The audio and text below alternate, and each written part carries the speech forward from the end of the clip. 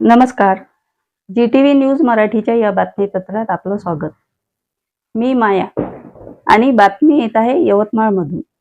यवतमाळच्या रेखा नृत्य मंदिरातील विद्यार्थिनीने राष्ट्रीय स्तरावर उल्लेखनीय कामगिरी केली आहे.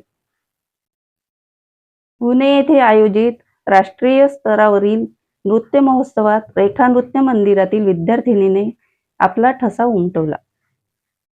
यवतमाळ येथील श्री अकादमी संचालित रेखा नृत्य मंदिरातील विद्यार्थिनींनी पुणे येथे आयोजित राष्ट्रीय स्तरावरील नृत्य महोत्सवात चमकदार कामगिरी करून यवतमाळचं नाव उज्ज्वल केलं. 2025 रोजी पुण्यामध्ये राष्ट्रीय स्तरावरील नृत्य महोत्सवाचे आयोजन करण्यात आले होते.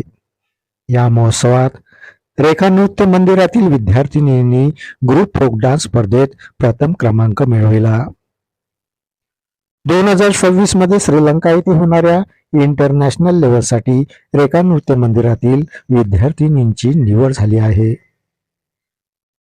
रेखा नृत्य मंदिरातील विजयी विद्यार्थिनींमध्ये तनुश्री जोग, सिद्धी नेर्ले, मनस्वी लोंधे, रेया मुंडवाईक, निक्षिता पवार, मुदल डवले आणि वैष्णवी राठोड या विद्यार्थिनींचा सहभाग आहे.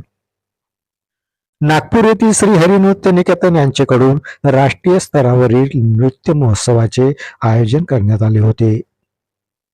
विजयी विद्यार्थिनींचं अकादमीच्या प्रमुख भाग्यश्री पाटणे यांनी चेअरमन अवॉर्ड देऊन सन्मानित केलं.